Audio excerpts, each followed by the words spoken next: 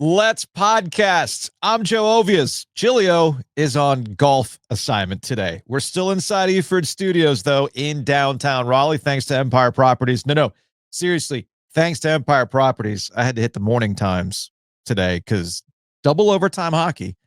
Following that up with some more podcasting, I'm going to be well caffeinated the rest of the day. Gilio is still going to have a presence on today's podcast, as will Mike Maniscalco.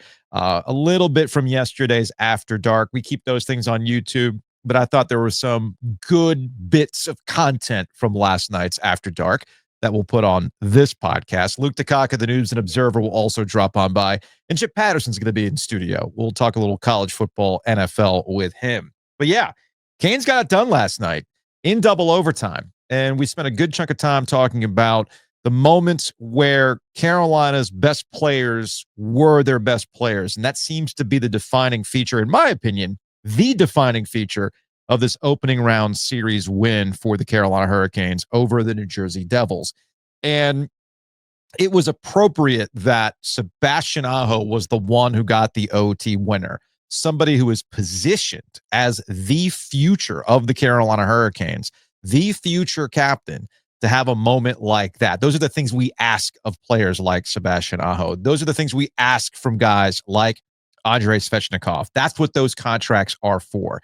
Your top-end guys have to be your top-end guys in moments like that to just get out of that series and stop playing with your food. And they got it done last night.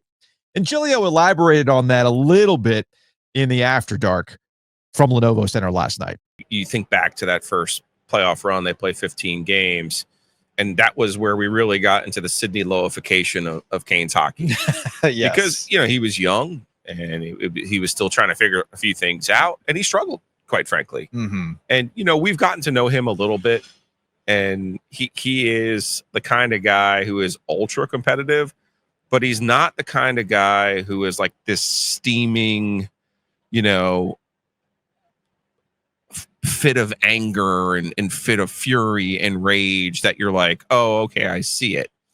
There's some still waters running deep with Fishy. And I just love the maturity that he's shown these last, it's probably the last 3 or 4 playoffs, to be perfectly honest with you, because you go back to the Islanders series 2 years ago where you're like, okay, well, they don't win that without him, And I think, again, to this game, he scores the 2 power play goals or whatever the last one was. My stats are failing me right now, but I thought there was a real ownership there. Mm-hmm. And we all have him earmarked to be the Carolina Hurricanes' next captain. But you have to perform in the postseason to earn everyone's trust and earn that type of respect. This is another step in that, that journey that we will see him eventually wear the C for the Carolina Hurricanes. Actually, I'm happy for him. Yeah, I am. And you could see that elation. He scores the goal. He takes off to the other end of the ice. Because I got to tell you, man, I mean, as uninterested as we were in game 6 of this fucking series, I got to imagine there ain't anybody in that locker room that wanted to play this team again. Yeah. They're so wounded. They're so injured. Quite frankly, they're so annoying at this point that you're like, you are literally wasting your time if you had to go to New Jersey and play them again. All you would be doing would be wasting your bullets for what you have left in this playoff run. So my hat is off to Rod Brind'Amour. I suspect he's down there telling you he did nothing after the first period when they were down 3-0 in this game, and it looked very bleak after a terrible first period. Yeah. Just a horseshit first period. Yeah. I suspect he'll tell you he did nothing, but I also suspect there were some words in there up to the ilk of, hey guys, let's stop doing this and show me something. And they were spectacular in the second period of this game. Do you think Rod Brind'Amour said nothing, just went in the locker room and just chewing his gum and rolling his eyes and say anything? Just wrote on the whiteboard, flight to Newark, right. 4 a.m. or whatever it would be. Was that the inverse Godfried? There is not a plane waiting for you, okay? We canceled that charter. There is not a plane waiting to take you back to Newark. Now, before we go from Sebastian Aho to Andrei Svechnikov's play in this series and what that might mean going forward, we are in the middle of a big hockey break. Let's take a break. Let's take a hockey break. Brought to you by Happy and Hill. Download the app, use our promo code OG25 so that you can save 25% off a one-time order. Take a screen grab of that, by the way. Send it to us. The OG goes digital at gmail.com, or you can send it to us on Instagram in the DMs. Hopefully, I can probably fish it out. And you'll be in the running for one of the black metal cards that'll give you 20% off for life. In the meantime, take advantage of the weather. Drop on by the Smoky Hollow pop-up location. It's right across from the Publix. They got a dog park. They got a pickleball court and $10 bowls ready to go. In, out, super easy. And a nice hockey break with a lunch break. Thanks to our friends at Happy and Hale. So back to Lenovo last night in the After Dark. Mike Maniscalco dropped by. We talked about Svechnikov. It's actually something that we had discussed probably going back to game 2. And we'll talk to Luke DeCock about that a little bit as well. About him doing more on the score sheet. Oh, we got that. And it's going to set up a really interesting potential series against Washington. Look, we can go back to and say, did the empty net goal help him out at some point, just to see that there's a crooked number, not a 0, when he gets the empty net goal in game 1 and some positive stuff that happens for him. I think that he was a factor to the good in every game. Mm-hmm. But that hat trick, that's one of the things for him that can unshackle whatever mental baggage he has had about he needs to score, needs to contribute, or needs to be this. I mean, that shot that he scores on tonight, that ties the game at 3. I mean, that is what he does. That is the thing that he can bring that is so unique. And of course, he can be the throwback, old school power forward. He had a couple of heavy hits tonight. He had a back check, I think, on Palat where he turned his back to it. I think it was Palat. It might have been on Heischer, but it's one of those plays that he makes. But if he's going, and the team said it, and Rod has said it, if they are going to get to the ultimate goal, which is to win this whole thing, they need him to be that guy. Yeah. What he's been in the last 2 games. And now he sees he can do it again. And we'll see what happens. And by the way, if it is Washington, and let's face it, I mean, I like Montreal's been such a great story. Sure. Montreal's chance to win the series ended when they didn't win the 3rd period in game 4. Yeah. Maybe they can steal a game 5, like what we saw Ottawa do, although there's a whole Toronto. If you talk about NC State stuff, there's a whole, Leafs thing that you can dive into if you ever want to go down that wormhole. The thing for me is that series for the Canes and the Caps is going to be kind of one last hurrah for a certain goal scorer. It will. Versus hey, here are a couple of new guys. What do we see? Or, can the torch be passed? Whatever you want to play. Those storylines are all going to write themselves. I'm not going to write them, but they're going to be there to be talked about because it's going to be the first time they meet since that 2019 playoff series here. And there's going to be a hell of a lot on the line here because, Washington had just won their cup in 18, and you could make the case they were all hung over up until that playoff series. I'm pretty sure Ovechkin was still hung over at that point. And I mean, I'm talking in the about best of ways. I'm talking about the figurative sense of the Stanley Cup hangover. Nobody saw what they did in any of the the fountains in DC. Hey, what happens with the cup stays with the cup. And hey, good for them. But I'll tell you what, the guys who are still on that Caps team from that series, they're going to carry that in. They're going to have a little something for that one, and we'll see what the Canes bring in. So that was Mike Maniscalco last night during the After Dark, which shout out to Bloomin' Blinds. They are on board sponsoring the After Darks. So you check them out online. Our corporate champions support us. You support the corporate champions. That's how the synergy works. So check them out at Bloomin' Blinds, Bloomin' with an N, blinds.com, or call Chris and the crew directly, 919-980-9815.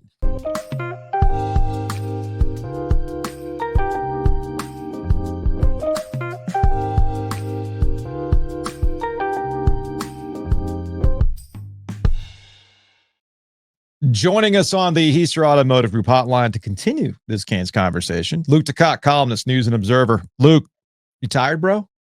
Little. I like the after dark music bringing this in because it feels like it's still last night in some ways. Like I got a couple hours of sleep. We're good. Yeah. I was gonna say whatever. the carpool doesn't stop just because there was double overtime last night, right? The dog slept in. I got to give him credit. I woke him up this morning, not the other way around. So that's good. That was a huge plus. Now, speaking of pluses, it gets back to the old Sidney Lowe, man. Your best players got to be your best players. Well, your best players have to be your best players. And then they have to make shots. It's the only way you can win. And to continue the conversation we were having with Maniscalco last night up at Lenovo Center, I asked you about Svechnikov. I think it was after game 2. And it was about, hey, man, cool, but you got to produce. You got to get points on the board. He did that. I mean, they're not out of the series without his play. I guess the question is, and something to kind of piggyback off of Maniscalco is, all right, where does it go from here? Is it an unlocking? Does it click? Like, I can do this in the postseason. I'm just kind of curious what the carryover effect is for a guy like Svechnikov that they need to produce like that. Yeah. It also, by the way, it was also a game of runs last night. It was 3-0 run followed by a 3-0 run. Absolutely. There's a plane waiting to take you to walk. Wait, that's the wrong coach. Sorry.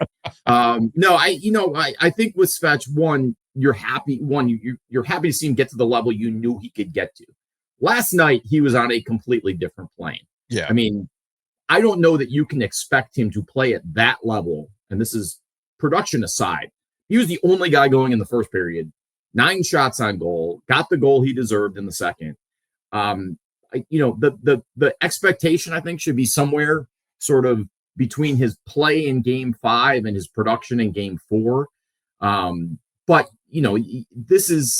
it's what you've expected and hoped to see from him all along. So the fact that he's delivering in what was a tough series, now we do have to put the asterisk that the Devils were down to like their 11th defenseman.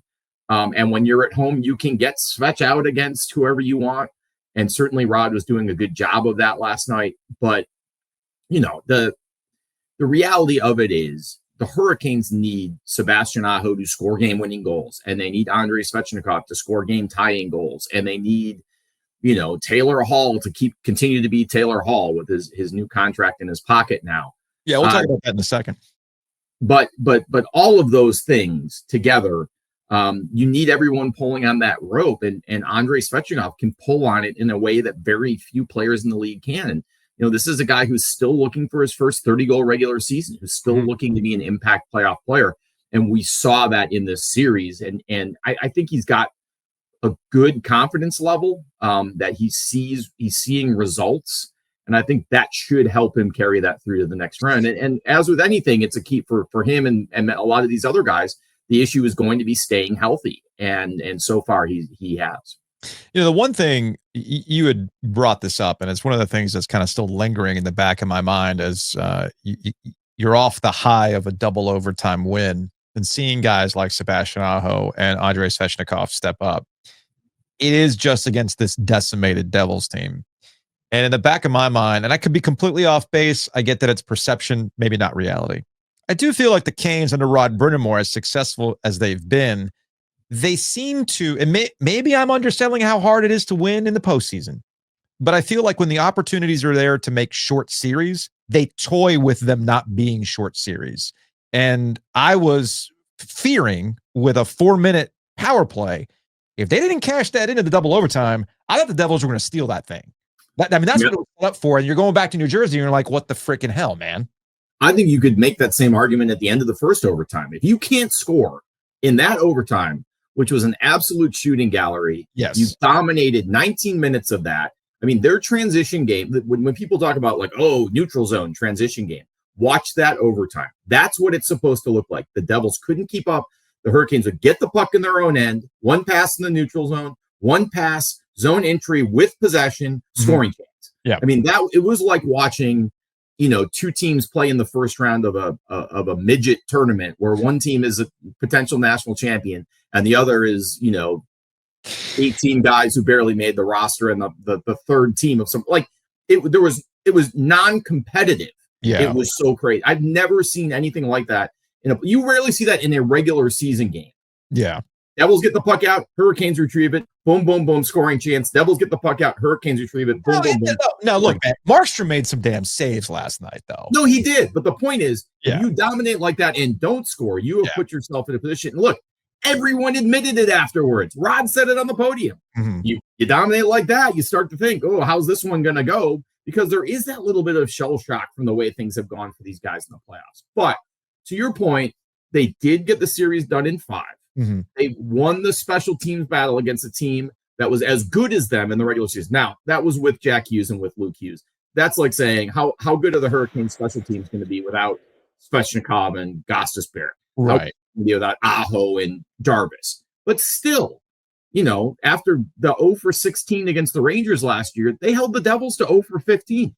Like, the Devils are going to be kicking themselves about that the same way the Hurricanes were against the Rangers last year. So you put all that together, and I think you did see a team that was one shot in double overtime away from a sweep, took care of business, was the better team, played that way for 80% of the periods in this series, 85% of the periods in the series, and now will get some much earned rest, emerges healthy. I mean, they really dodged the bullet with Kotkaniemi's eye injury. I mean, that was, I've seen a few of those, and I thought that one, you start thinking about Paul Maurice and Manny Malhotra and some of these guys when you see something that the tip of the blade under the visor at the eye, like that's the nightmare. So to see him back on the ice for the celebration, that's huge.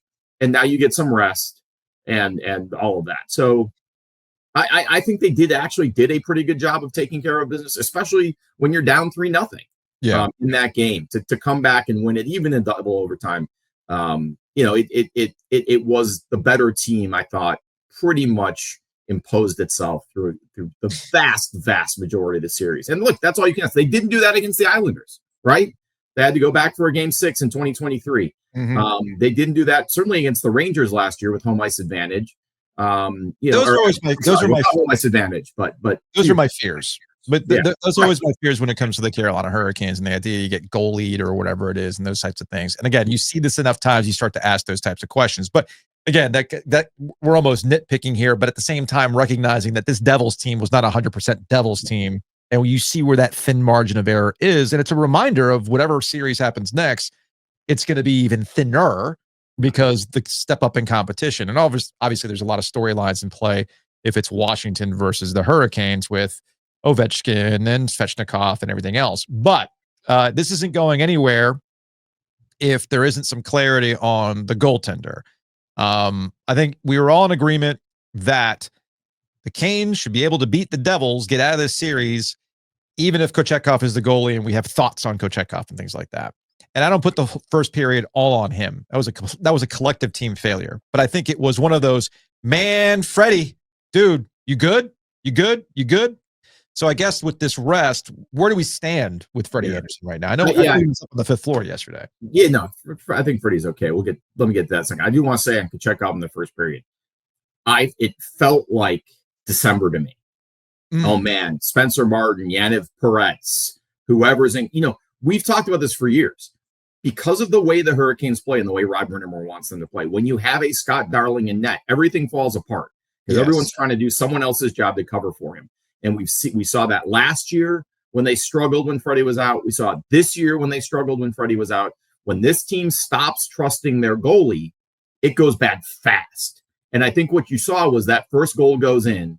Everyone's a little, how's PK going to be? Are we going to get the Peter Kochetkov experience tonight? All of a sudden, everything just goes to crap immediately. And now you're down 3-0. It felt like December to me.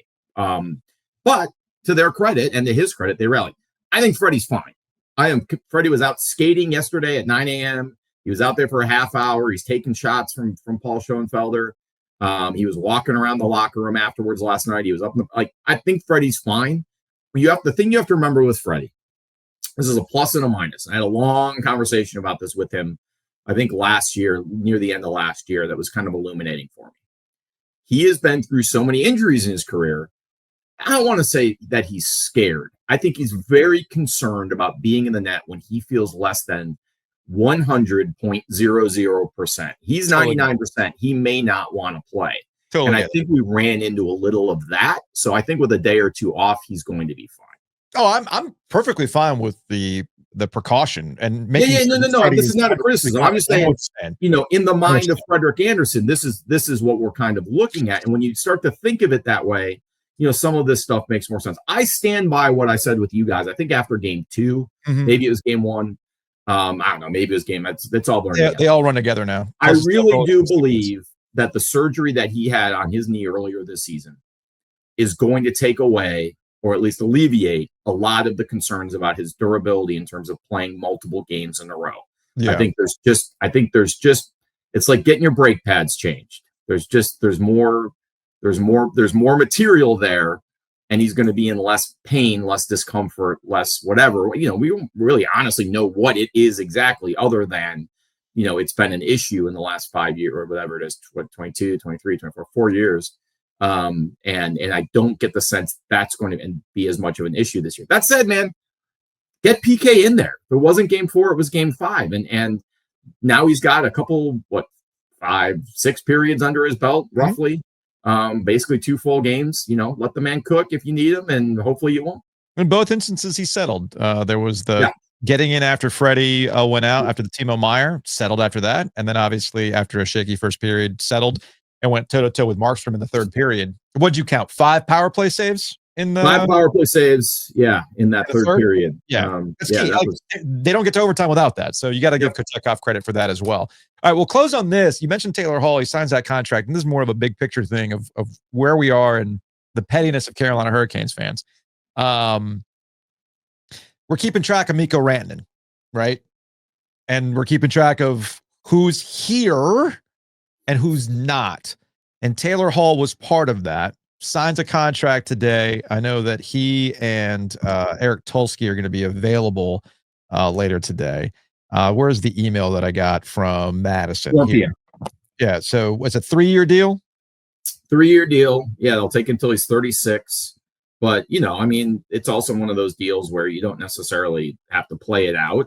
Yeah. But he gets some security, and it makes some sense. It's 3 years. $9.5 million. You get a guy who's still playing well at age 33 for $3 million a year, $3 million and change. I think that slots him in as a third line guy. And if you're a team that has Taylor Hall on your third line, you're in good shape. And if at some point you want to move him, that's a price where you can move him. It's not going to be an impediment. And I guess that's where I'm going with this, and that you've got pieces like this. You add Stankoven. Blake is a big reason why the second period ended up being the second period. As much as we talked about Svechnikov and Aho and all that kind of stuff, they don't get started without the young guys. And I'm curious, I guess if you're a Canes fan, and I don't know, maybe Dundon will kind of get religion on this one, but sometimes it's not about big shiny object. It's a team game at the end of the day, and all these pieces got to fit. And I would rather have pieces that fit rather than somebody who's the big shiny object that will get everybody talking about you on NHL Tonight and all this other kind of stuff. I'd rather win games rather than win a trade, if you will. I mean, who knows? Maybe Dundon gets religion on that. Maybe the other part of it is Taylor Hall is a guy who, not necessarily you would say on paper is a great fit, likes to have the puck on his stick, and the Hurricanes, we talked about this. They want guys like Stankoven and Blake who are capable of playing that north-south game. And I think Blake adapted a little bit. I think Taylor Hall's adapted. He was so good in the first 2 games. Maybe the Hurricanes' best player in those first 2 games of the series without a ton to show for it. But I'm convinced, and I know I said this with you guys after one of those 2 games, he is kind of, to me, the X factor in these playoffs. You get him going and you get 5 or 6 goals from him. Like, that's the kind of thing that can take a team and put it, to a level it wasn't going to get to. He's a veteran guy. He's been through this. He knows what he's doing. He seems to have gelled well with the players on his line. He's banged up. He'll benefit from some time off. I really liked his game in the playoffs. I think he's kind of seized. I don't want to say seize the moment, because it's not like he has 4 goals, but Svechnikov has seized the moment. But I think Taylor Hall has played within his abilities and done a lot of good things, and that bodes well. I mean, that's the key to the playoffs. Is stars help. You look at the teams that win the Stanley Cup. It's not like the NBA where you need the 3 stars, but you also need depth. And you look at the teams that the Hurricanes have had the most success with, and this is pre-Brindamore, but they were teams that had 3 lines. I used to get in arguments with Ray Whitney all the time about, I would write that the Hurricanes were a better team when he was on the 3rd line. And he would get very angry with me in his Ray Whitney way and be like, I'm not an expletive 3rd line player. Why do you keep calling me a 3rd line player? And I kept saying, I'm not calling you a 3rd line player. That's the whole point. The point is, when someone like you is on the 3rd line, it's a better team. I don't want to be on the 3rd line. Well, I'll call it the 2nd line then. Yeah, well, look, man. But it's that short guy. It's that short guy. It's that short guy complex, man. You know how it is. And man, that dude had it. He would pull his groin on the 2nd day of training camp and be ready for the last preseason game. He was the veteran's veteran, man. Luke DeCock, columnist, News and Observer. All right, man. Appreciate it. All right. See you guys. I guess we'll get these things going. Road games to get going, I guess. Road games. Right? Yeah. Well, maybe not. We maybe start. I'm telling you, man. I'm telling you. Don't write out that. I know you're high on that. All right, man. We'll talk to you later. All right. I'll see you. Housekeeping. And it's brought to you by Enovana. Check them out online at enovana.com. If you have mess inside your mansion or trash in your cabana, get it clean with Enovana.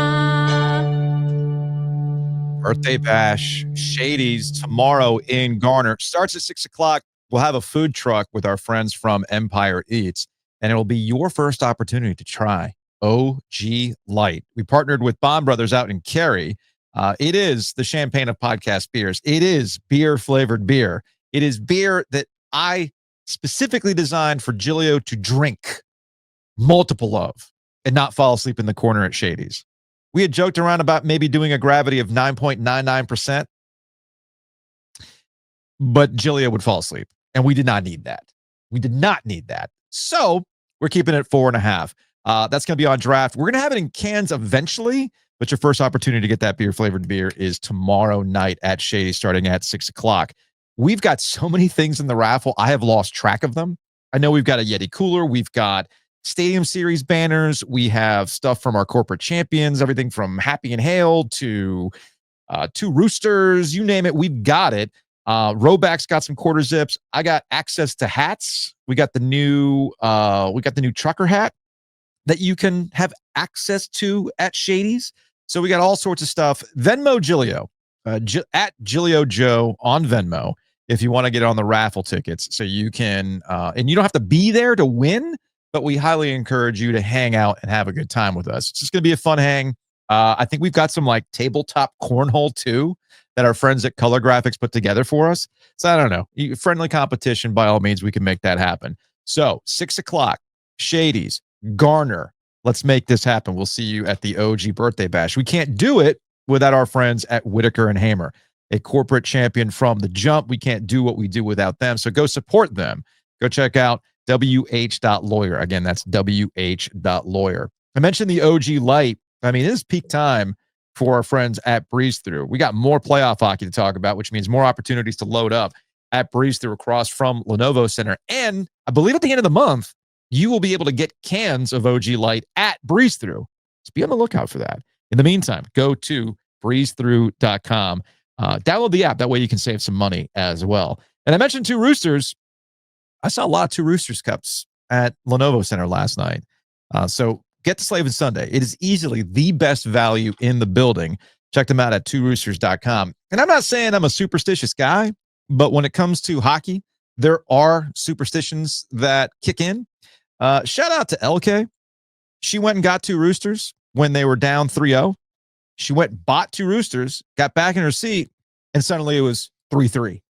I'm not saying Two Roosters and eating ice cream is the reason why the Canes score a bunch of goals, but do you want to mess with that? No, you don't. So be like LK. Find the superstition. If eating ice cream helps you out, then dang it, eat the ice cream so the Canes keep winning. So go to Two Roosters. Go check them out at tworoosters.com.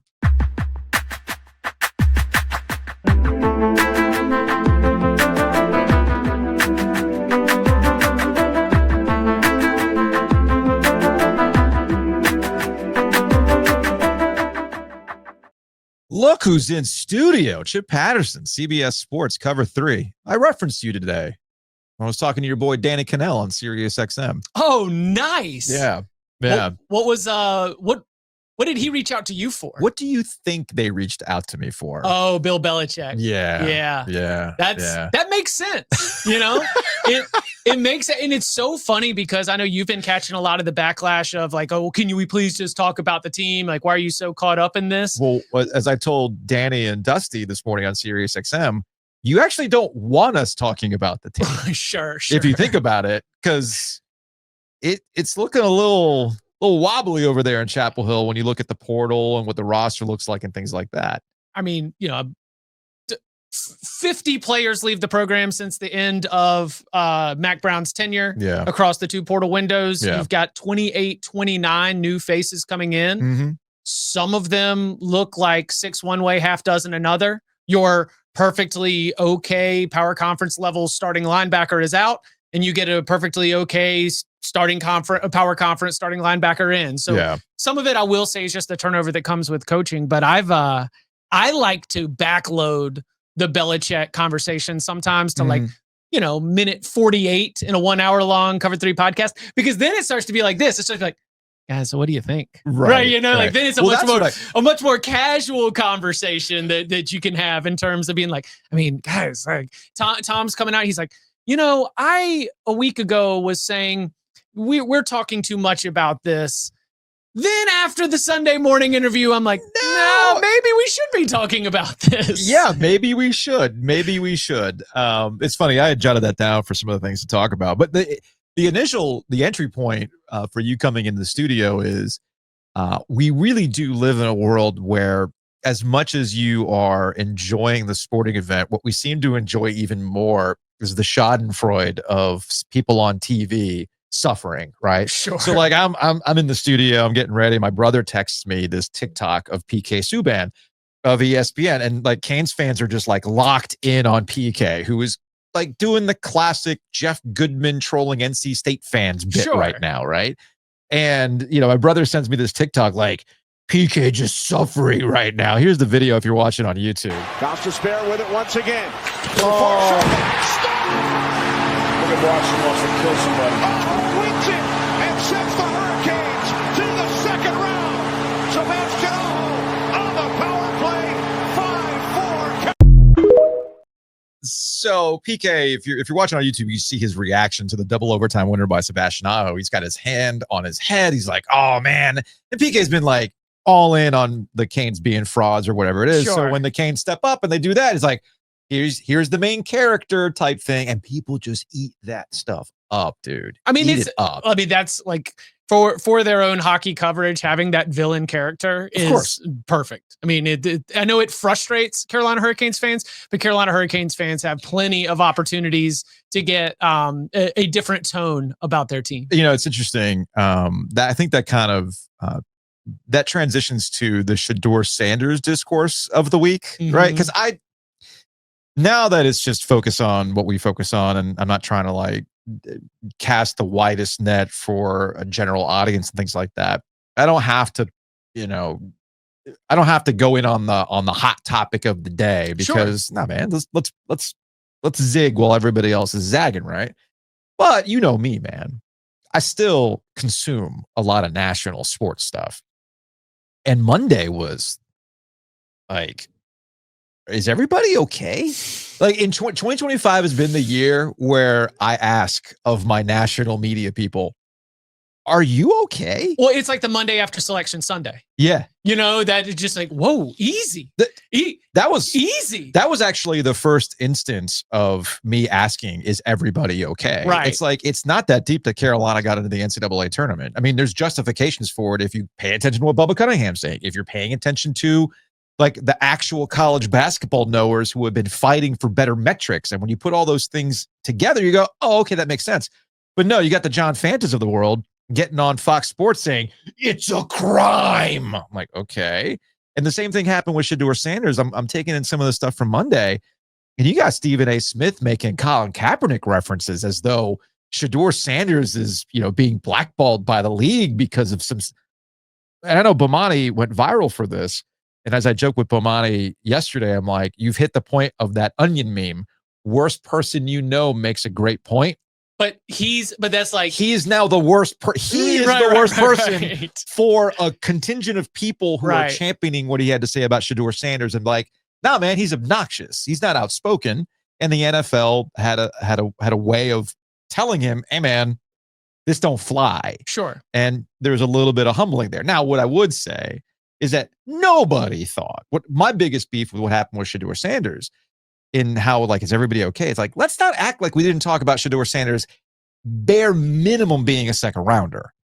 That my understanding was that teams that did not need at least one and multiple teams that did not need a quarterback and went into this NFL draft with like no quarterback intentions at all, they still evaluate and grade every single player on their board. Yes. He was graded as a second round pick, that you drop him into lots of different drafts, that if you throw team needs out the window, he was graded as a second round pick on multiple teams' boards that did not need quarterbacks. I would have taken Shadeur. Like, just like if I was a general manager, I would have taken him before the 5th round. So that the only thing that I would push back on the conversation, it's like the pushback to the pushback, like that kind of stuff. And I know I'm guilty of it here, but this idea that the football knowers come out like, well, if you had paid attention, you would have known that Shadeur Sanders really wasn't a first round guy. I'm like, nobody is disagreeing with that, but we know how the real world works. And there's a lot of guys who are not first round quarterbacks who get taken in the first round because that's just the nature of the draft, especially with the rookie wage scale and everything else. Not a soul thought he'd go in the 5th. No, not a soul. And I'm not going to accept that people are like, well, if you've been paying attention. And it got me curious because knowing that you're coming in today, I was like, I wonder if Chip gets bothered by I watch college football for a living. And then you get to draft time and you have people who don't watch college football for a living during the regular season and are only consuming the tape, the mixtape, the best parts, and how they talk about players. If you feel like you're taking crazy pills at times when they're talking about certain players where you go, that's not the guy that I watched. Oh, it's a fight every single year. And you know what the funny part is? I might be a little bit wrong because my argument to the tape grinders is you were not in that game to see the possession before, to understand the game flow. My colleague Bud Elliott always likes to talk about game state. Of course, all tape is going to show you your down and distance and your score right before it shows you the play. But it doesn't give you, excuse me for coming in here with something that you're very familiar with. It doesn't give you the vibes. Like tape grinders cannot pick up that moment where it's like, look, Shadeur had to lead this team down the field because their defense was giving up touchdowns and like they had to go get a score. And he's getting crushed behind a crappy offensive line and he's getting himself up and continuing to come back with swing after swing after swing. Yeah. Like, if he purported himself in such a way that turned off these NFL teams that said, we don't want to coach you, then like that is something that is outside. Like, don't let a tape grinder tell me that Shadeur Sanders was not a great quarterback in college football. That's the part that I had a problem with. Yeah. That's the problem. That's the problem that I had. That's ultimately the problem that I had is that you can't sit here and tell me that these guys who were taken ahead of him are in some way, shape, or form better than Shadeur Sanders. They're not. How did all of the wide receivers from Colorado's offense, like Travis Hunter, but like all of them all get drafted? Geez, I wonder where those ball placements like gave them all the chance to get all those yards. So that's where I'm just like, are you okay, folks, when it comes to this? Now, I would say this about the Shadeur Sanders thing with Deion, and something that I kind of referenced on Monday. And the more I think about it, the more I think I'm right about these types of things. And I have to be careful in how I talk about it. It's not that I think Deion Sanders is bad parent or anything like that. I don't want to get into the Stephen A. Smith, LeBron James things where I'm like looking directly in the camera and go, Deion, I'm speaking to you as a father. Well, be careful because Junior will come clip you. So that's I know. Look, like we've been joking about it. It's a new thing on this podcast where it's like Deion went after Virginia football. He'll come after you. Yes, 100%. But I think that's where the mistake is, where Deion knows he's one of one, and he can act like he's one of one, and he's well liked in the league. But when it becomes like, Deion, that's you. That's not your kid. He's not one of one. And when the whole operation is one that I'm like, oh, this is a thing, and we make fun of Draft Day, the movie Draft Day. Is Gilio's mug in here? Yeah, Gilio's mug is right there, right? We make fun of Draft Day, But I think this is the draft that draft day became maybe the producers and the writers were onto something. If you're not familiar with the movie, the whole crux of it is that they don't want to pick a guy because nobody went to his birthday party. Nobody went to his birthday party. Yeah, right. This is almost in the inverse in that, wait a minute, you're throwing a $50 million party? I don't know about this. Yeah. This seems like a little too much. Well, I tell you what, our friend Michael Felder was on the radio locally, and he, I love hearing Felder here, because it's really not that different than if you picked up the phone and talked to him. Yeah. Like he was just like, oh, he's the same guy. Yeah, he said He's the same guy. He said the NFL doesn't need. No, he said Shadeur Sanders doesn't need the NFL, and that is not the power dynamic that the NFL is used to. Yeah. If he went 100% undrafted and the NFL actually blackballed him, Shadeur Sanders' life would be fine. It's totally fine. He would still be able to do whatever Shadeur Sanders wants to do. Yeah. Heck, maybe he's the quarterback coach at Colorado and even making a pretty penny off the Colorado athletic department sure he budget. is. You're like, that power dynamic, he was making the argument, just it creates discomfort. It does. Within what is ultimately a job fair that we put on television and talk about incessantly for months. And you got to play the part. And I think that's where they didn't read this. You got to read the room. Yeah. And when Dion is the room, you're not used to reading it, but that's you. And the whole idea of like, well, I'm going to Archie Manning this thing and all this other kind of stuff. I'm like, yeah, it's not the same. This is not a 1-for-1 in that situation. So you got to read the room a little bit better and kind of like play the game too. Right. Like to Felder's point, the NFL is not going to play your game. No. They don't need to play your game because they're the NFL. They're the biggest dog in the room. They're the ones with the ratings. They're the one with the television power. They're the one that's going to get the next television deal that's going to break the bank. They don't need you. They don't need any of this stuff. So read the room a little bit better, and then everything gets taken care of. But that's where we ended up with the situation. But, it's a thing with Shadeur that I think is actually kind of carrying over into the Bill Belichick stuff as well, right? Where on the ground, you talk to people and you're like, something's off, right? Like we've talked to Andrew Jones of Tar Heel Illustrated a bunch since Bill Belichick got hired. And every time we talk to Andrew, it's like, something's off, something. And he's like, yeah, man, we haven't talked to this person. I can't get a read on a coaching staff. We haven't been able to talk to the guys. Like something's off. And then when you hear national people talking about the Belichick stuff, it's just nothing but glowing praise. Like, oh, this is great for Carolina and all this other kind of stuff. And we finally got that inflection point. Thanks to your employer, CBS Sports. I tell you what, we finally got it. It is. You mentioned it right off the bat, so we don't need to harp on it. But No. Like the purpose of CBS Sunday Morning is to like make your grandpa feel good before he goes to church. Yes. There is. Yes. I mean, there's nothing controversial. Like from the trumpets to like the hosts, the tone of everything. Like there is very, very little that is supposed to like make waves or seem controversial. And the inclusion and the turn of that piece sent off red flags for you, sent off red flags for me. The reporting that's followed has indicated it was just a wild production for that. So the reason why I referenced you when talking to SiriusXM with Cannell was, and I had texted you this after you had done burning questions about spring. Yeah. And we get to the ACC portion, Which, by the way, I have never been called out more over a Masters Friday CBS Sports Network college football hour. Really? What happened? All right, Chip, we need you to go to break. Like, all right, cool. Like, we got to go to a break. We're sitting here at 37. We got to hit a 38 thing. And it was like, no Belichick. Well, that was the thing. I texted you. I'm like, all right, because you know me, man. I utilize the timestamps. Sure. I'm like, all right, let me see what's on this. Oh, okay. ACC burning questions. Right. Let me get to it. All right, got this Florida State. You got the Clemson. I'm like, all right, Bill, baby, let's go. How are things going in North Carolina? What do we got? 0. And I texted you. I was like, dude, what the hell? And that's been kind of like this would be my fear for North Carolina. And I'm curious from your perspective on this. The whole point of hiring Bill Belichick was to be taken seriously as a football program. That was the whole point. The whole point. I think the point was to see if you were never going to generate the fundraising without the coach. Like you were never, like if we are going to spend and invest and get behind the football program at a level up from what North Carolina has ever done, I think that you had to have somebody that was at least going to get big wallets to open. I think you and I are saying the same thing, just in different ways. Okay.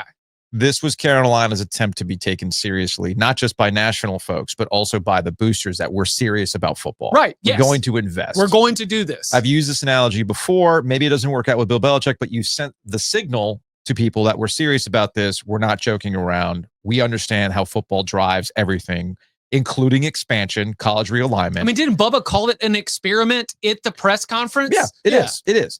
But I do feel it's kind of like with the whole Coach K, John Wall thing. They never were going to get John Wall, but they had to let everybody know, hey, man, this whole business that we're not interested in one and dones, that's false. Like, we're absolutely all in on this. And that, of course, sets up Kyrie Irving, and the rest is history, right?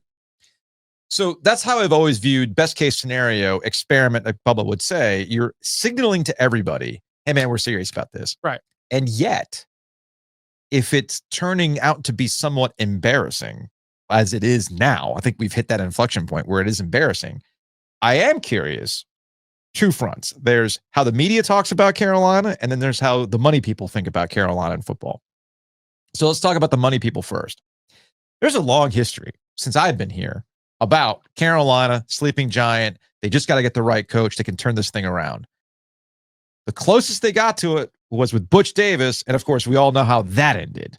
Scandal, which affected basketball, and we can't have that. So it's been long enough now, though, that we're back into this thing. And I'm getting like, Bill Belichick has a Gmail account. I'm thinking Butch Davis 216 area code already. And I'm wondering if the money people at Carolina are seeing this and going, why do we keep doing this with football? Let's look at the history of throwing money at football and the return on it. And even we thought, man, we're getting Bill Belichick. Oh, even this is weird. I do wonder if the Carolina money people are like, why do we keep doing this?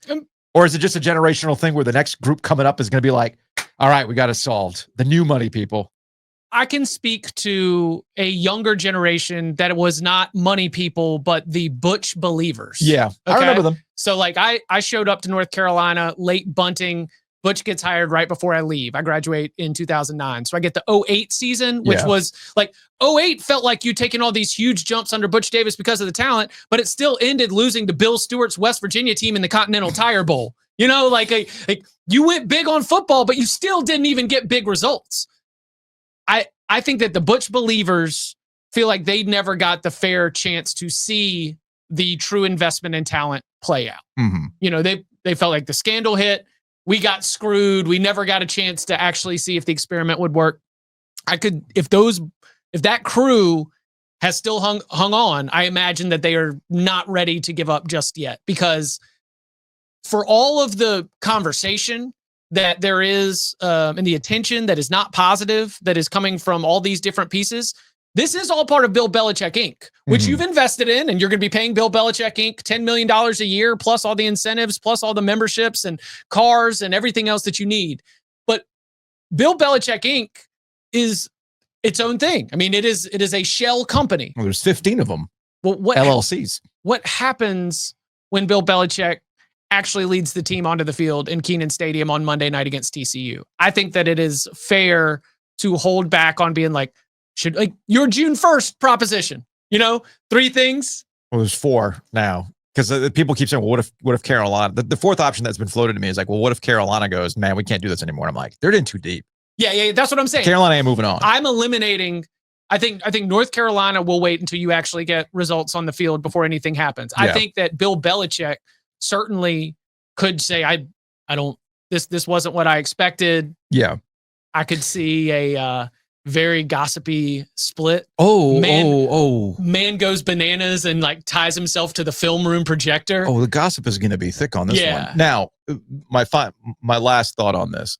Like, of the 4 options, the only one I'm throwing out is North Carolina does not move on until that man leads a team onto the field and like gets a chance to put in. Okay, so that gets to the next part. Results. That gets to the next part. There's the booster aspect of it, and then there's how we cover this, right? What if they lose that first game? Oh, I think they will. Okay. Yeah. Because people keep focusing on the schedule. And the schedule is soft. I mean, I think Gilio's got the piece of paper somewhere here on the desk, right? Do you know what I love There's a piece of paper. Like we're being serious. Gilio keeps that piece of paper with the schedule in one of the cups, so he can just go to it whenever he wants. Like, remind him. I get frustrated because it's got no dates. We got no order. We got no sequencing. I need to see the sequencing. I know. I guess we're supposed to get the schedule here soon. I'm Phil Steel-pilled. No, it is it is like the schedule is available with dates and not times. But yeah, I'm Phil Steel-pilled. I need to see it in that little chart. No, but what I'm getting at is everybody's focused on the soft schedule. But you are now sounding the alarm bells on like, y'all, TCU is not going to be easy. No, especially for a head coach that got embarrassed in the Dion debut. Mm-hmm. You'd think that he's not going to have that team rip roaring, ready to go. They've got a quarterback in Josh Hoover that Tennessee wanted after Nico left, and TCU paid up to make sure that they kept him. They've got a team that looks dead in the water, but then finished hot and brought a lot of players back. Like if North Carolina is not ready to go, TCU will be up 14-0 by the end of the first quarter, and North Carolina's going to look around befuddled on a very big stage in what will likely be super well-attended game and big spectacle on that Labor Day Monday night. It's going to be a huge spectacle, and I guess the question is, if they lose that first game, who's going to enjoy it more? Which group chat will be popping more? Will it be the ACC coaches group chat or the NFL front office ownership group chat? NFL front office ownership group chat, and it is not even close. No one is enjoying the mess as much as the NFL. Because you know what? Bill Belichick, like Shadeur Sanders, that's the NFL just has said with their actions, we're not that interested. I was workshopping that idea and that there's some similarities between Dion, Shadeur, and Bill Belichick and how the NFL, where they are right now as an entity. Yep. And that they can decide when they're done with you. And I'm not saying it's a 1-for-1, but I do think there are similarities. And why I brought these two topics up in the same segment. I do think there are some similarities from an NFL perspective in that whether you realize it or not, let's get to my favorite word, vibe. There's been a vibe shift in the NFL and how they operate. You know, the guys that you are used to running the show, you know, like the Jerry Jones of the world and the Maras and all that kind of stuff. That's the old club. Mm-hmm. The NFL's way more, it's gotten younger. Mm-hmm. It's gotten more analytical. They're looking to differentiate. Teams are looking to differentiate themselves and find other ways to win and not go back to that old stuff. That's why you're seeing all these young guys get jobs, because they want to have the one. They want to break it like, oh, we knew this guy was going to be a genius. He's going to revolutionize things. We don't need the old way of doing things. So I think that was a message, and it's going to continue to be a message. Like, you can't do the things the way you wanted to do them anymore. There's way too much money at stake. There's way too many people in charge, and we can't have this going on. And Bill, hey, man, time's moved on. Hey, I'll tell you, old guard, new guard, one thing that I have seen the same from the NFL in both generations, and I haven't been covering football for long enough to be able to really speak to it, but that ego ain't shrinking. No, yeah, like they still believe they are the smartest and the best, and they like the ego and empowerment. Maybe has never been stronger. The ego is on display at the draft every year. It's every incredible. year I think, man, how much bigger can the draft get? And here we are in Green Bay where they're breaking attendance records, and like the NFL and their television partners can do stuff because they know you're watching, like on round 1 where they had an announcement for an announcement. Oh, the Abbott and Costello bit? Yes. Where it's like, hey, chugga, let's get you going. Who's on first? And so, big announcement. Okay, what's this big announcement? We're going to announce the schedule in May. I'm like, well, yeah, we know that you announced the schedule in May. This required a bit. To be fair, the NFL is running so hot. It's such a heat check. It's like when your favorite musician just decides, you know what? It's like Andre 3000. You know what? I'm going to put out a flute album because I can. Yeah. Why not? Radiohead, guitars, screw it. We're going to put out an electronic glitch album, and you're going to love it. I do kind of like Kid A, not going to lie. Anyway, that's where the NFL is right now. It is an absolute heat check. And Shadeur Sanders, Deion Sanders, Bill Belichick, hey, man, it ain't about you anymore.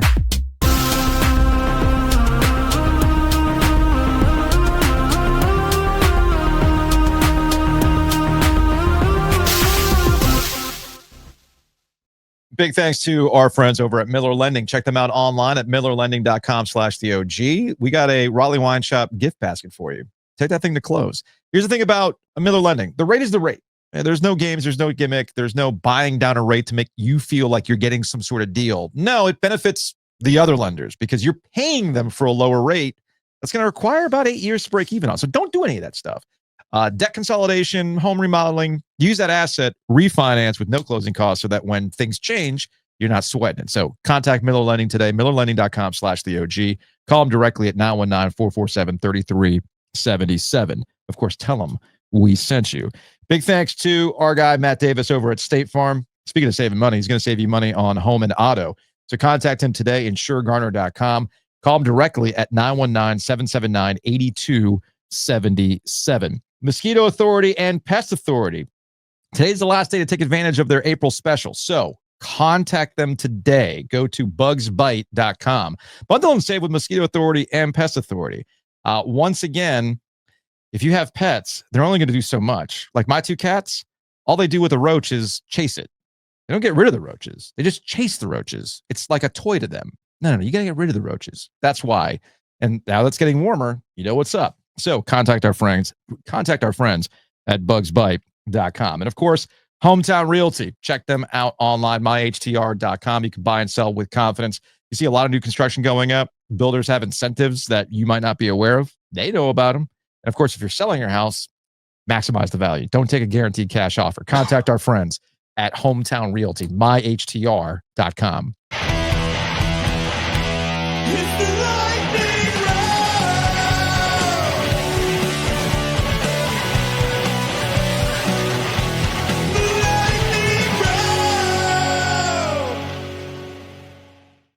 We promise this lightning round won't take 45 minutes. No, I like to make the whole show out of the lightning round. I was happy about that. I lost so much track of time with the lightning round the other day. I'm like, wait a minute, did we really do a 45-minute lightning round? Was that yesterday, or you were talking about when you started the show with the lightning round? We started the show with the lightning round. Yeah. Okay. I heard that. This lightning round will be quicker. Okay. Because we are on a time constraint today. For real. Are you familiar with the Rashad McCants, Theo Pinson, Ray Felton thing? 100%. Because that was part of the lightning round. Yes. I said in that lightning round, for quick context from the other show, Rashad McCants is now former Tar Heel, part of the national championship group in 2005, has reemerged in the former athlete podcast space. Right. And he's hanging out with Gilbert Arenas on Gil's Arena, which is a very popular YouTube podcast. So, now that he's in this ecosystem, he was on another podcast. He was on with Zebo on Out of the Mud. Mm-hmm. And like most of these podcasts, it's story time. And with Rashad, story time is shitting on UNC. Right. That's just, he's been doing it for 20 plus years. So Theo Pinson and Ray Felton on their podcast responded to Rashad McCants' appearance and his continued shitting on UNC. And Theo went hard on Rashad McCants. And I thought the most interesting aspect of it was Theo Pinson saying, hey man, you're saying all these things about UNC. Why didn't you talk about the time you showed up in Chapel Hill trying to reconcile, looking for Roy Williams, who isn't even the coach anymore? Now, in defense of Rashad, I'm pretty sure Rashad knows that Roy isn't the coach anymore. He's probably going on the hunch that Roy's hanging around, which is a good hunch to have. Very fair hunch to have. Very fair hunch to have because Roy's there all the time. So it escalates. And I said then, I'm like, y'all, I get it. You want to respond. It's good content, but also understand who you're dealing with. And you're giving Rashad the oxygen that he needs to keep this thing going. And sure enough, what do we get on Gilbert Arenas' podcast yesterday? What do I see on YouTube when I log in? Rashad McCants hostile response to his UNC teammates. This is from Gil's Arena. I'm fast forwarding past a lot of stuff that even I'm like, I don't even know if we need this. But Rashad, if you're watching on YouTube, you can see he's decked out in a UNC outfit. He's got a throwback North Carolina hat. He's got a Ramsey sweater. He's got some UNC Jordans on. He is decked out in UNC stuff. And here's his response to Theo Pinson and Ray Felton. I come in peace and U to T. Okay? Whatever the podcast is, give them a shout out. Go watch it. I want y'all to judge it. Go to the thing and watch it. Tell me how y'all feel.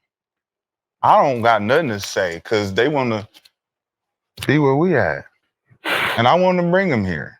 I want to get everybody up to our level. Let's But uplift. if you got to take shots at me to try to do that, it's going to look weird because everybody's going to be like, hey, man, y'all wasn't taking these shots before Shad was on the show.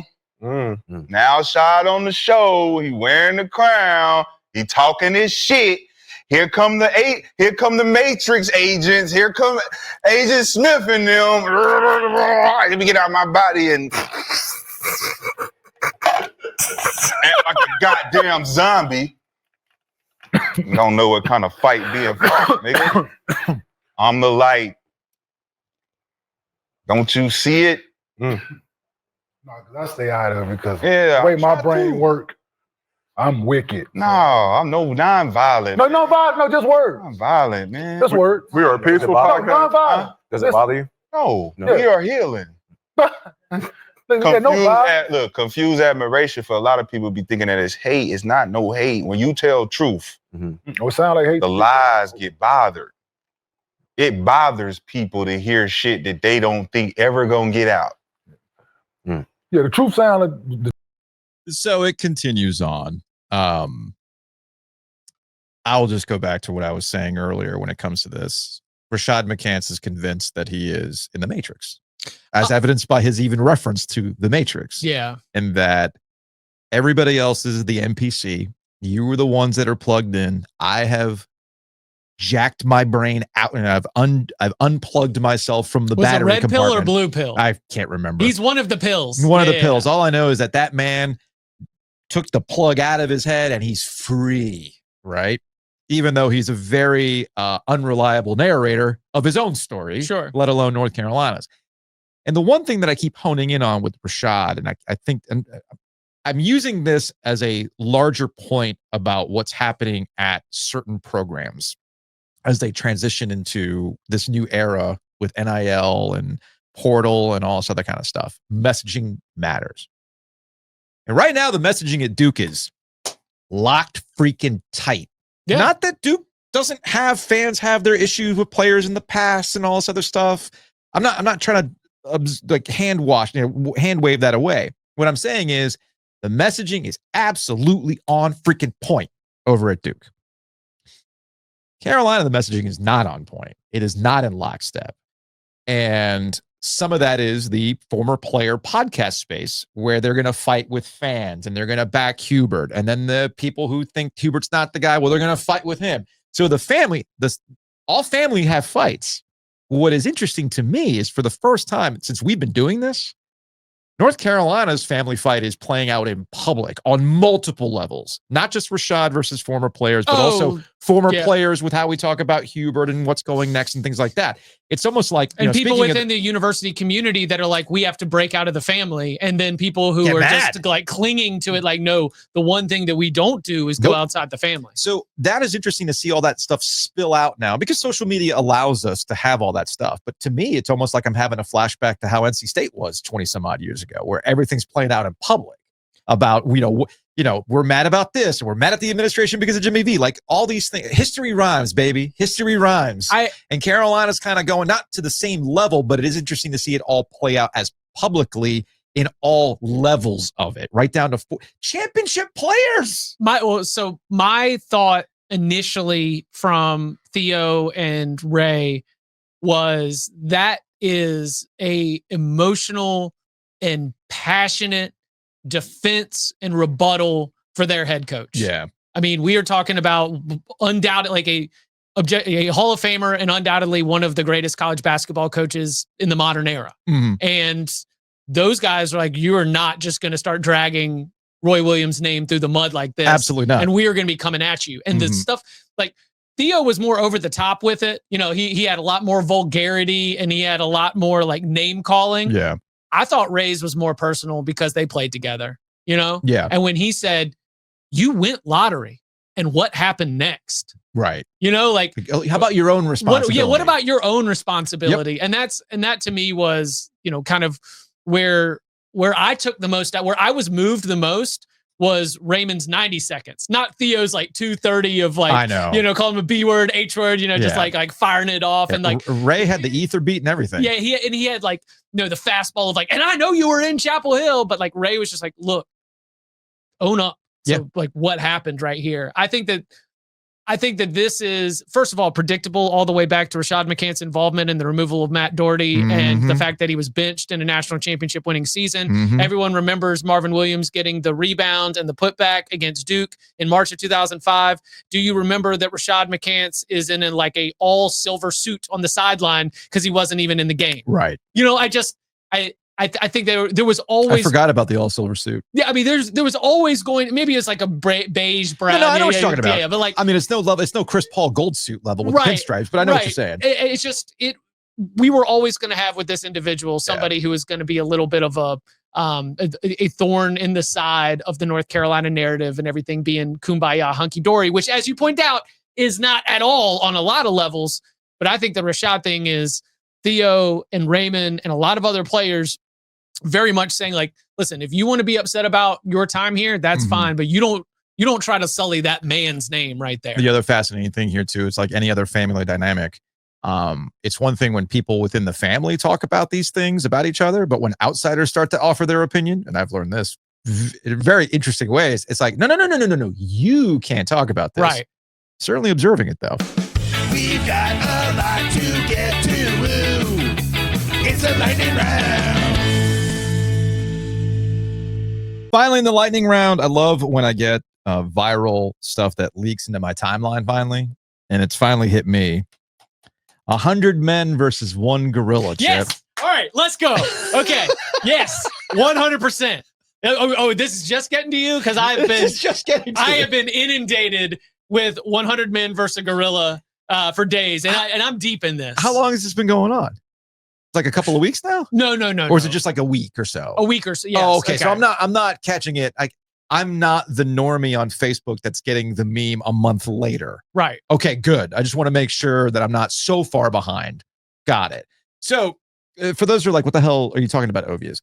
There is I love when these questions take over social media. It's like last summer we had the you're a woman in the woods. Would you rather come across a bear or a man? Right. And a lot of women chose the bear, not the man, which of course pissed off men. And I'm like, actually, I kind of agree with the women. If I saw a bear in the woods, I'd be like, okay, I know what I'm dealing with. If I saw a random man in the woods, I'm like, I don't know, man. Is this like Last of Us situation? Like, what's going on here? I'm leaving. Thank you. So this is one of those types of questions. What I love about this, and it finally got into my timeline, somebody came up with an animation to illustrate why all your theories how 100 men can take out a gorilla don't make any sense. And if you're watching on YouTube, this is a computer animation simulating a gorilla taking out a bunch of men with no weapons. Because again, no weapons is key. Correct. Now, I would say that the computer simulation is doing a poor job of simulating what I would do. And that is you have to pile onto the gorilla to subdue the gorilla. See, I think you need the force literally of 100 men. Since The Matrix has been a topic of conversation, let's go to The Matrix 2, shall we? When Neo was facing 100 Agent Smiths. Now, is the gorilla Neo in this situation? Possibly. But the only way you're going to subdue him is if you get 100 Agent Smiths to jump on top of Neo, like in the movie, and hope that he doesn't reach some sort of glitch power that flings everybody off of him. See, what this simulation is not including, and I got to give credit to Van Lathan because he was not the first one that was on it. A lot of people have taken this approach. Yeah. The key is diversity. Okay. And the diversity of skill sets and the diversity of body types. You do not want 100 of the same body type. Yeah. We want some of our 100 to essentially be bait to wear the gorilla down, because while the gorilla does have great force and strength, he does have endurance issues that are a weakness. And he does have some weaknesses with vital organs around the neck and around like the lower abdomen. So what we need is some of our 100, and look, some of our 100 will die. But I think that we can do this. Oh, there will be death. I think we can do this if some of them, their only job is to tire the gorilla out. So we're talking some of the fastest people that we can think of who will be able to both be enticing for the gorilla to chase, but also be able to escape. And if they don't escape, at least they have done their duty to wear this gorilla down. Oh, wait. So we talking like a Usain Bolt situation where he's running around to make sure the gorilla chases him to tire him out? Correct. Okay. Yes. Okay. Then we also have, UFC fighters or people who are skilled at hand-to-hand combat, but we don't bring them in until the end once the gorilla has been worn down. We do need some people that are just going to be size and ultimately be flung off. But again, the purpose is to wear this gorilla down over time. So we're talking about a variety of WWE superstars. Correct. And track stars. Right. What? Trying to think of who else would make a lot of sense here. Would you need any sort of like agile fighter, like not necessarily a UFC guy, but like I don't know, like an Olympian jiu-jitsu I was guy, a kickboxer or a kickboxer, or something like that. Yes. This is what we would be going for. We want to be able to run, strike, and be able to apply a little bit of force to be able to get him down. Okay. What about a Caniac that is running off adrenaline of double overtime hockey? Would that factor into this? Do you know what before last night? I would have said he's a goner. But the curse is reversed, baby. A multi-overtime win. That's right. It is not going to be an issue anymore. You get to that second overtime, you thought it was going to be an L because the Hurricanes ain't won a multi-overtime playoff game since Game 7 against Washington. But now we're back, baby. We don't fear multiple overtimes anymore. The scars of the Panthers be damned. Does Jordan Hudson enter the equation at any point? She stormed out. She storms out of the situation. No, hey, listen, but this is Jordan Hudson's like, you know what? We're not talking about this gorilla right now. I have gotten so deep into this that then there was the pushback. It was like, this 1 man versus 100 gorilla debate really exposes the toxic masculinity of the question. Oh, yeah. But here is my pushback to the pushback. I have 2 young boys, just turned 3, going to turn 5 pretty soon. And do you know what they do all day, every day? They say, Daddy, who go win? Who go win? The scissors or the pen? Who go win? The scissors or the pen? And then they just play it out like all day long. Who go win? Who go win? It is not toxic masculinity. It is like built into the hard wires of our brains to consider the dumbest hypotheticals. We just had the first sperm race occur. That is something that is just hardwired into us. We want competition. We want competition. And Patrice O'Neal, RIP, I mean, he's been gone like 14 years or something. It's been a hot minute. Somebody recycled an old Patrice O'Neal bit where he's like, I mean, guys will talk about anything. We'll be sitting around and we'll take hypotheticals so seriously. We'll say, like, would you have sex with a woman with no nose? And your friend will be like, You think about it. So is it a hole or is it just no tip of the nose? Yeah. No. It's a hole. These are key questions. It's a hole in the face. You got to stare at it while you have sex with her. It's like, And I have to, you got to look at the hole. It's like, yeah, I think I would probably do it. Yeah. I do it. Yeah. Because sure. I think the 100 men versus a gorilla is the perfect dumb debate. It's like the classic meme. Men would rather sit at a bar and remember basketball players from 30 years ago than go to therapy. Remembering some dudes. Just remembering some guys, man. Just remembering some guys. That's what we do. All right. Oh, wait. Oh, but to wrap the conversation. Are you still thinking about the no nose? No. I've decided that one. Yeah. Yes. Our ones and zeros. We operate on the binary scale. What? Yes. No. Yeah. Yes. No. What's your 1 to 10? No, it's either 1 or 0, bro. Hey, man, it's the old pizza cliche, right? I mean, it's still pizza, right? Right. Still pizza? Yeah. All right. We're good.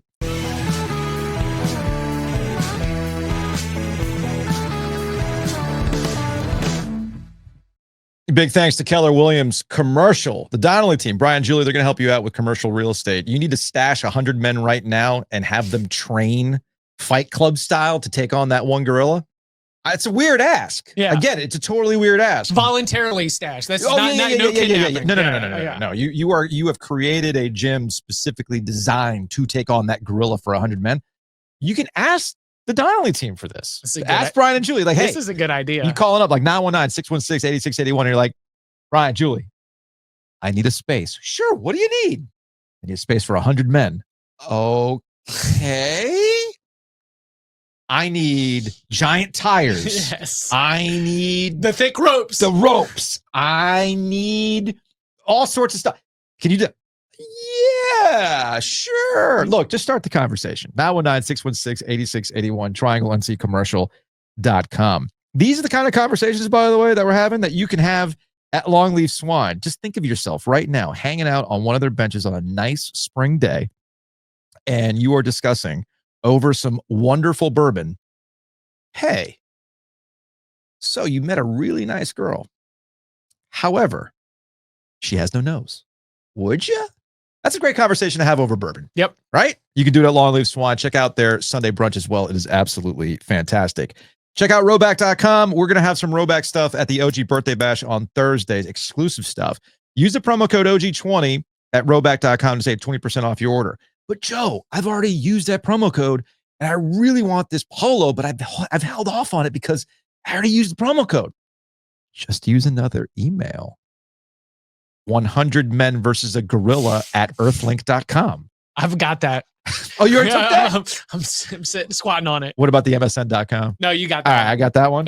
You've got Mindspring too. So use those emails. Just use them and use that promo code. Just saying. And you can find the fantastic stuff. And of course, in order to train for this fight, you're going to need a lot of protein, man. You're going to have to eat lean. You might just have to give me the finest T-bone you have, and I'm going to eat that thing raw so I can fight this gorilla. Butcher's Market hook you up. So go to butchersmarkets.com and they'll get you straight. The butchersmarkets.com. They bring you the OG mailbag on Fridays and, of course, OG Live, which will bring your way on Thursday, 2 o'clock.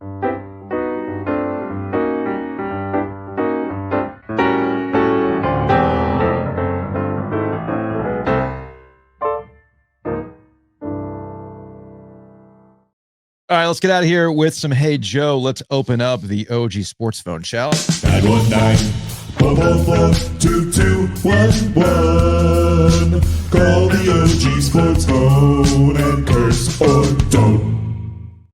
All right, this is from a 919. We're leaving the arena, unfortunately. Lots of us walking out after the first OT. And you're quite a few. We all got to work tomorrow. It's been a long time since I've had that much respect for an opposing goalie. March will be. Hopefully we can pull it out in a second. Look, man, I respect it. You got to leave. I get it. That happened. I want to say maybe it was 19. It was Jacob's birthday. And the overtime just kept going, man. And it was just, he was ready. He's like, I want to see this, but it's time to go. Now, look, I stuck around for Panthers game 1. Yeah, it was Panthers game 1. But I stuck around for Detroit, Carolina 0-2, right? And my butt was numb from sitting in that chair all night. But man, it was worth it, even though they lost. I mean, you got to be there. But I'm not holding it against anybody that they had to go home, man, because you had to work today. Even I'm dragging, man. I am loopy today. We had to make a decision because at home, down 3-0, we go for the vibe shift, relocate to High Park. All of a sudden, bang, bang, bang, game's on. Yeah. Then we make it through the first overtime, and we're like, all right, we going to stay? And as I'm walking home, I'm like, man, if this ends up flipping the vibes, this is going to be horrendous. That's a tough decision to make. It's a tough decision to make. Sebastian Aho saves it. High Park remains go-to spot for good vibes. To your point, I get weird about when we go live on YouTube.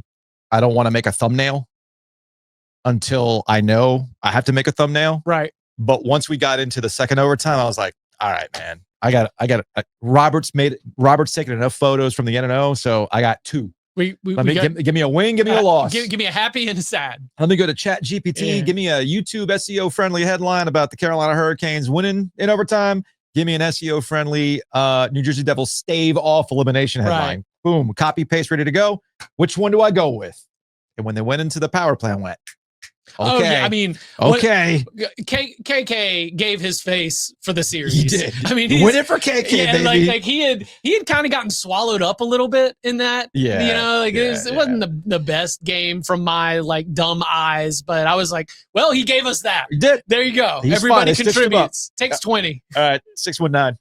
Hey guys, just getting up this morning, driving to work, thinking about the Canes series, feeling pretty good today. I just coming back to like two big things. Number one's the obvious one, just doing better than the other team in the power play throughout the entire series, both offensively and defensively. I mean, it's a beautiful thing to see. I mean, it's obvious to all other hockey fans, but as a Canes fan, just seeing us punt that away every single year and finally coming around and being the better team on that aspect, even against a shorthanded, no pun intended, Devils team with all their injuries, it felt pretty good. Number two, man, Jackson Blake, accidental or not, getting that lick in on Meyer last night felt pretty good. Felt like some retribution for the Freddie Anderson injury. You know, you don't ever want to see injuries, but man, he lowered the shoulder. He picked up momentum, and he was saying how happy he was and how it was playoff hockey, how all the fans were hating him. No, that was Bush League, and some blood was drawn, the debt was paid. Canes advance. Let's go. Yeah, we talked about that a lot with Maniscalco last night in the aftermath or in the after dark. Careful. The point being that Canes fans want retribution. That's just not going to happen, and the retribution ends up being you're sent home. We advance. Right. 21832. I have never been more happy in my entire 23 years of existence on this planet Earth of watching a sport, watching a team I root for, and one of the guys on my team is bleeding. I've never been happy for that, more happier than that, than like tonight, because hockey rules are weird and high sticking and the bleeding is ×2. What took them so long? That was 3 minutes into it, but I digress off that entire thing. I don't know when you're going to pick up the phone call, if it's going to be tonight on the After Dark or whatnot. If it's on the After Dark, I don't know who's going to be on the guest, if it's the voice of the Canes or it's the News and Observer columnist. But my entire thing is I need someone to tell me that I'm not dreaming that Tyler Hall might actually be pretty dang good. I know he's won a Hart before. I think he's won a Hart before, but he's been pretty good so far. Is there any thought from a lot of, like, I guess playoffs, probably bad time to experiment, but why not figure him out in the first line for a second and see how that works? Just saying. He's been trying to make some skill plays and scoring, but we'll see on that one. But finally, 2 wins and 10 losses in all time since moving from Hartford for multi-overtime. That sucked, but I'll take this late night deal. I love the thought process from some of our callers of like, why don't we just try this in the postseason? Do you watch this team? Do you pay attention to Ron Bernamore? Well, what about that whole situation makes you think like, I'm gonna go crazy. Let's put Nikishin in right now. Yeah, no, or like let's even 1 or 2 different slides up and down the lines might throw you off, and then you get deep into the game and he's thrown it all out the window anyway. Yeah. You know, the mixing and matching for the final minutes of some of these playoff games is ride on vibes. I mean, that's fair. Your starting lineup is going to get you set. It's going to be the tone setter. I would argue that, again, my dumb eyes, like I would argue you want Taylor Hall to be a little bit lower so you still have really good skill and really good creation. It's about depth. Yeah, I mean, that's the thing. It's about the depth. That's the feature, not the bug from the Carolina Hurricanes. From a 919. Woo! Canes won. Everyone's asleep in the house, so gotta be quiet. But Canes won. Woo! I appreciate the attempt. It was cute. It's just the opening round, so you could be chill on that one. If this were a Game 7 or Eastern Conference Finals to advance you to the Stanley Cup, I don't wake up the house. This situation, get it. Keep it chill. Don't wake anybody up. Be respectful. I've gotten pretty. But like Eastern Conference to the Stanley Cup, that situation, you make noise. I've gotten pretty good at doing the like, yeah. Because I've sort of like over the last 7 years, I've developed the jump off the couch in a sleep house. Yes! And it doesn't like echo or reverberate, but still gets out all the emotion. Every so often I do slip, and that happened to me last night up on press row, where typically I'll watch a game, I'm pretty even keel, I'll make a comment or whatever it is. But there was one sequence in overtime that would have ended it when Markstrom had come out. Oh, yes. Right? First overtime. It's the first overtime. Yes. And it was in the middle of a line change, so there was just nobody there for the rebound. I mean, I get the sequence. And I was like, I think at one point I just yelled out a very audible, "Damn it! That's there! It's right there!" And I realized, like, oh yeah, no, Joe, you're not in the stands. My word box moment was Bryson DeChambeau at the U.S. Open. All right, one more call. Morning, gentlemen. Man, as far as these don't worry about the coffee, honey, I got to stop at the corner store and get a Red Bull Mornings go. This one's pretty good. Looking forward to showing up at work in a few minutes. I'm tired. I'm loopy. I'm a bit of a space cadet even with the good 9 hours. But, man, I'm about to make myself the problem of all of my Boston Bruins fans coworkers. So it's going to be a good day. Man, I'm super proud of this team. They easily could have said, you know what, we're up 3-1. This sucks. Hack it in. And they balls. I don't know how else to describe it. Just the huevos on this team. And PK, my dude, you got to be better. But I think maybe his biggest issue is that you can tell he gets rattled and sometimes gets rattled kind of easily. To get back into that game with all the lights on you. And I don't know if y'all follow him on social media, but he's made it known that he's kind of aware of his haters, as he called them. So that stuff needs to be better, but he should be proud of himself for how he pulled himself together in that game. All in all, great win, but the last thing I can say, man, is I knew seeing Pesci was going to be tough. I was not ready for that handshake line. That dude played his ass off the whole series. And with all due respect to Markstrom, which, holy crap, that first overtime period, that's a sweep without Brett Pesci. I hope he has the best summer, and I miss that dude. He should never pay for a drink in Raleigh ever. And I think the second he retires, he needs to go into the Canes Hall of Fame. Yeah. Now let's just sit back and hope that Montreal and Washington beat the living hell out of each other. Let's go, Canes. Yeah, that would be ideal. And yeah, the respect level for Pesci has always been there. And then seeing him again, I mean, I know Gilio's been caught up in the whole, like, who would you rather have, this and that. I get all those types of things, but I think the respect level was off the charts, just like with Markstrom. That was a consistency that we got in the After Dark. It was a consistency that we got on social media. And that, like, look, man, regardless of what I think about New Jersey and New Jersey fans, Markstrom was outstanding in that situation. Yeah. And to Kochekhov's credit, we talked about this a little bit last night, and I'll just close it with this. Yeah, was he shaky? And the whole team was shaky in the first period. Did he have something to do with it? Of course he did. No, but the whole team did not look ready to go. But in the second period, and obviously in the third, both goalies were outstanding. And then the Canes took over from there. And that's what ultimately it came down to. Whatever you think about Kochetkov, the Canes are good enough to beat the Devils, even with shaky goaltending, okay? And that was probably the most frustrating aspect about last night. You're still better than them, even with a shaky goaltender. Regardless of what you think, you should be able to take care of them. That was the whole premise. You could beat them even with Kochetkov. And hopefully Freddie's good. And we'll see what happens in whatever series happens next. Chip, appreciate it, man. Have a good time. Cover 3 podcast. Go check it out. I listen to it, and then I text Chip when I don't like the topics. I don't know if you get that same access, but who knows? Maybe there's like an only Chips that you can subscribe to. I don't know. Just a thought. We'll see you all tomorrow for OG Live.